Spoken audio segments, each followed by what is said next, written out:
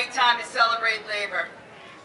Sisters and brothers, since 1894, we have celebrated labor. The first recognition of Labor Day. Typically, Labor Day is connected to celebration, celebrating the work we do, what each of us does, the rights that we have achieved, and our attempt to help everyone reach the American dream. And when I say that, I talk about things such as our fight for fair and safe working conditions. And I think back to the Triangle Shirtwaist Factory fire, where 123 women and 23 men perished because they were locked, chained. The doors to their work site were chained shut so that they wouldn't take a break or leave. Thankfully, we don't deal with those conditions today. We just drove across 90 and God knows what else, because I never know what road I'm on, thankfully for GPS. But the point is, you see the bumper stickers on the car. Union, the folks that brought you the weekend. You're damn right we brought you the weekend, and the 40-hour work week, and fought against exploiting children in the workplace. Yet today we continue to fight to ensure that our 9/11 providers will be protected as they battle all the different types of cancers that they face as a result of doing their jobs. We shouldn't have to fight for that. That's fair treatment of workers. That's protection of workers. Remember, a strong economy is because of our workforce. We are the reason the economy in New York is strong, and we are the economic stimulus package for the state of New York. Pay good and fair wages, pay the $15 an hour to our fast food workers, and move that beyond to all workers. Ensure that workers can provide their families with the basic needs, food and shelter. We take for granted that everyone in New York State has that.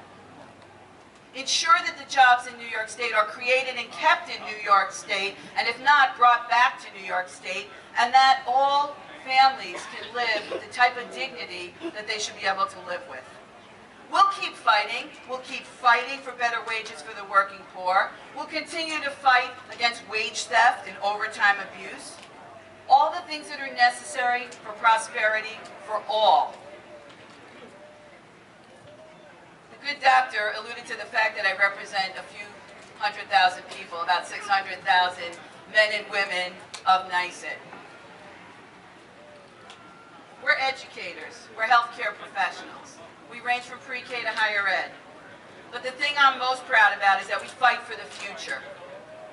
We fight for the future of democracy because of the stand we take every day. We fight for a future where our students will have an education and opportunity. That's the future for this country to remain independent. And that is such a critical thing for us, and that's the work that we do every day. Now, I'm always wearing my teacher hat, 30 years of teaching, and I'm only 29. That's the Common Core math for anybody who's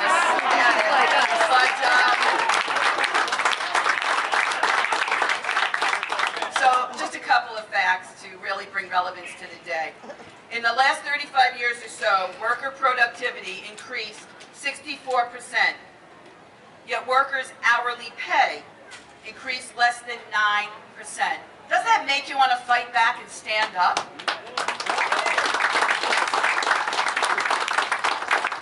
The wealthiest 1% captured 58% of the gains from 2009 to 2014. Doesn't that make you want to wake up? Yes.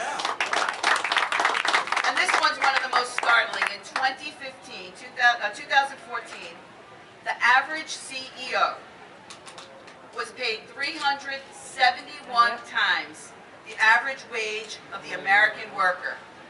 Almost 900 times as much as a full-time minimum wage worker. Does that not want you to get up and have a voice and say something? Wake up.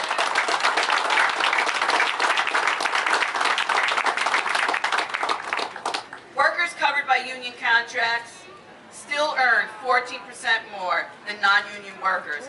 A higher rate even goes into effect for African Americans and Latinos. It's basic common sense.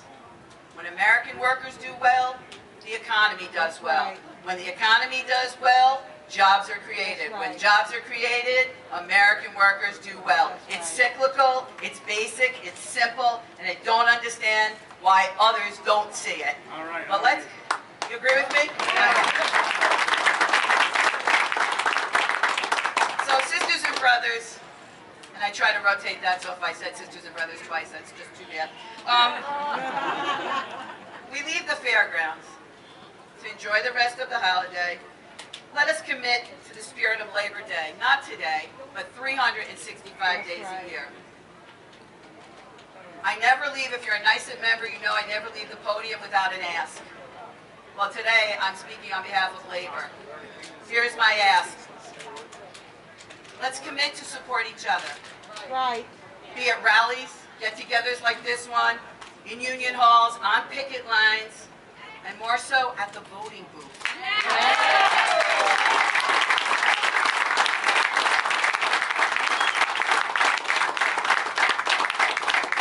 So, since you stole my Dr. King quote, hey, first one gets first dibs here.